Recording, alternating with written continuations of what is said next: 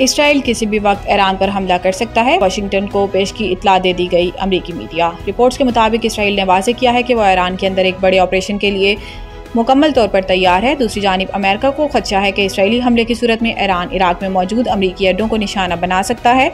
इसी तनाजुर में अमरीका ने मशरिक़ वस्ता में मौजूद अपने गैर सिफारती अमले और फौजी एहलकारों के खानदानों को फौरी तौर पर वहाँ से निकलने की इजाज़त दे दी। पेंटागन के मुताबिक अहल खाना की हिफाजत इनकी अवलिन तरजीह है। ईरानी वज़ीर दिफा ने खबरदार किया है कि अगर जंग मुसल्लत की गई तो ईरान भरपूर जवाब देगा और दुश्मन को इससे कई गुना ज्यादा नुकसान उठाना पड़ेगा। इन्होंने कहा कि ईरान तमाम अमरीकी फौजी अड्डों को निशाना बनाने की सलाहियत रखता है। इधर ईरान और अमेरिका के दरमियान यूरेनियम की अफजूदगी के मामले पर सफारती कशीदगी जारी है और जौहरी मुआहदे के लिए छठा दौरे मुज़ाकरात इतवार को मस्कत में मुतवक्को है। ईरानी वज़ीर दिफा ने कहा कि उम्मीद है कि नौबत वहां तक नहीं पहुंचेगी और मुज़ाकरात के मुस्बत नताइज सामने आएंगे, लेकिन अगर ऐसा ना हुआ और ईरान पर जंग मुसल्लत की गई तो दुश्मन के नुकसानात ईरान के मुकाबले में कहीं ज्यादा होंगे। वज़ीर आज़म ने चेयरमैन सेनेट और स्पीकर कौमी असम्बली की तनख्वाहों में इजाफे का नोटिस ले लिया। ज़राए का कहना है कि वज़ीर आज़म शहबाज शरीफ ने इस हवाले से स्पीकर और चेयरमैन सेनेट से रिपोर्ट तलब कर ली है। ज़राए के मुताबिक वज़ीर आज़म रिपोर्ट की रोशनी में स्पीकर कौमी असम्बली, डिप्टी स्पीकर, चेयरमैन और डिप्टी चेयरमैन सेनेट की तनख्वाहों में इजाफे पर फैसला करेंगे। वाज़ेह रहे कि आइंदा माली साल के बजट में सरकारी मुलाजमीन की तनख्वाहों में 10% और पेंशन में 7% इजाफा किया गया, जिसके बाद स्पीकर और चेयरमैन सेनेट की भारी भरकम तनख्वाहों में इजाफे पर शदीद तनकीद की जा रही है। गुज़िश्ता रोज पोस्ट बजट प्रेस कॉन्फ्रेंस में सवाल किया गया। वज़ीर खजाना ने वुज़रा, अरकान पार्लियामेंट, चेयरमैन और स्पीकर की तनख्वाहों में इजाफे का दिफा करते हुए कहा कि इनकी तनख्वाहों में 2016 से इजाफा नहीं हुआ। इसके अलावा वज़ीर दिफा ख्वाजा आसिफ ने सोशल मीडिया पर जारी बयान में इन मराहत और तनख्वाहों का माली फहाशी करार दिया है।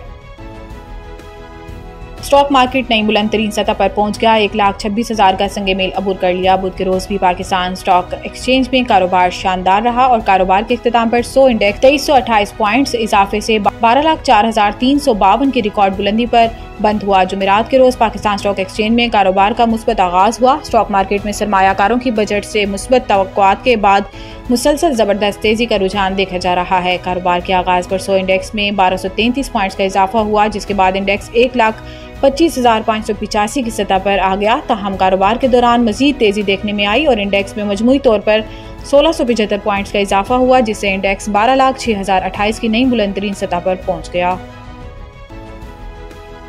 बेरहम कातिल हमदर्दी के काबिल नहीं, नूर मुकद्दम केस, जाहिर जाफर की सजाए मौत का तहरीरी फैसला जारी। रिपोर्ट के मुताबिक सुप्रीम कोर्ट का तफसीली तहरीरी फैसला 13 सफ़ात पर मुश्तमिल है। फैसले में सुप्रीम कोर्ट ने कहा कि साइलेंट विटनेस थ्योरी के मुताबिक बगैर यानी गवाह के वीडियो सबूत काबिल कबूल है। रिपोर्ट के मुताबिक मुस्तनिद फुटेज खुद अपने हक में सबूत बन सकती है। रिकॉर्ड शुदा वीडियो या तस्वीर बतौर शहादत पेश की जा सकती हैं। सुप्रीम कोर्ट ने करार दिया कि काबिल एतमाद निज़ाम से ली गई फुटेज खुद ब खुद शहादत बन सकती है। एक बैंक डकैती केस में वीडियो फुटेज बगैर गवाह के कबूल की गई।